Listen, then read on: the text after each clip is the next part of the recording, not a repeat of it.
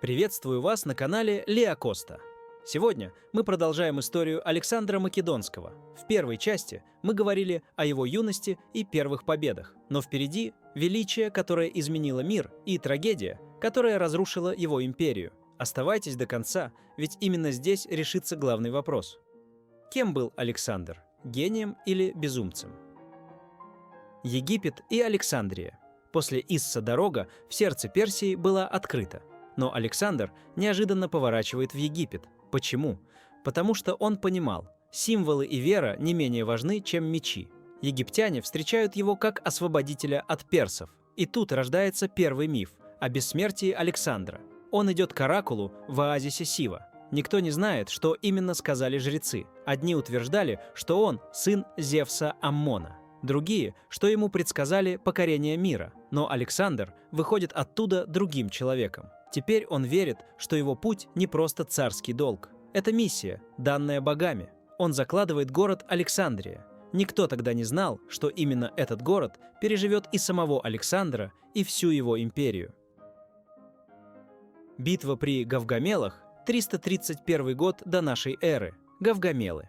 Дарий III собрал огромную армию, слоны, колесницы с косами, сотни тысяч воинов.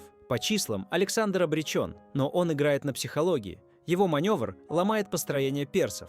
И вот решающий момент. Александр ведет удар прямо в центр. Дарий, как и прежде, не выдерживает. Царь снова бежит. Персия пала. Вавилон, Сузы, Персеполь – все эти города открывают ворота. Но Александр поступает странно. Он сжигает дворец Персеполя.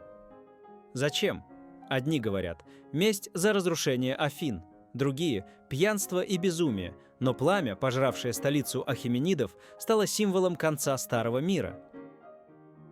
Восточные походы. Теперь Александр движется дальше, туда, где не ступала нога греков.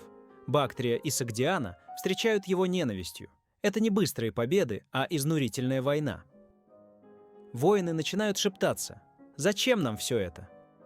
Александр пытается примирить покоренные народы. Он женится на Роксане, дочери местного вождя. Но для македонян это удар. Они видят в своем царе все меньше своего и все больше чужого. Здесь Александр уже не просто военачальник. Он начинает требовать, чтобы его почитали как бога. Для одних это гениальная политика, для других – безумие, вызванное безграничной властью. Индийский поход. Но его амбиции не знают предела. В 327 году он вторгается в Индию. Здесь его ждет царь Пор и боевые слоны. Гидасп становится одной из самых тяжелых битв. Громадные звери топчут людей, армия дрогнула, но Александр вновь вырывает победу. Пор оказывается в плену. Александр спрашивает: «Как мне с тобой поступить?» И слышит ответ: «Как с царем». Александр поражен и оставляет Пора править. Даже враги начинают уважать его. Но именно здесь случается перелом. Армия говорит «нет». Солдаты отказываются идти дальше, к неизведанному Востоку. Александр в ярости, он умоляет, угрожает, но впервые сталкивается с пределом своей власти. Он вынужден повернуть назад. Возвращение и последние планы, обратный путь становится кошмаром. Через пустыни, через смерть от жажды и голода. Александр делит страдания с солдатами, но недовольство остается. Наконец, Вавилон. 323 год до нашей эры. Александр строит новые планы.